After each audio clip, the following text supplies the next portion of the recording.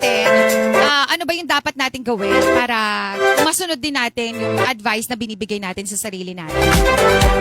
Kasi kung sa kaibigan mo, madali lang ibigay yung advice na to, baka panahon na para kaibiganin mo din yung sarili mo. Diba? Baka yung advice na binibigay mo, baka ikaw pala yung nangangailangan mo. Ilagay mo yung pwesto mo dun sa kaibigan mo. And tandaan din natin, no, na kung halimbawa tayo, nagbibigay tayo ng advice, pero hindi naman natin sinasabi. Kasi diba, sabi nga, kung ano yung sinasabi mo, dapat ginagawa mo siya. Kung gusto rin talaga natin, no, na sundin din tayo or respect din ng ibang tao yung palagi nating binibigay sa kanila. Especially mga unsolicited advice, diba?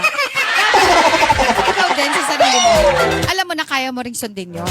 Kung ano yung sinasabi mo, dapat ginagawa mo rin siya. No? Kung hindi mo rin siya nagagawa, syempre hindi rin naman natin dapat i-expect na susundin yun din ng ibang tao.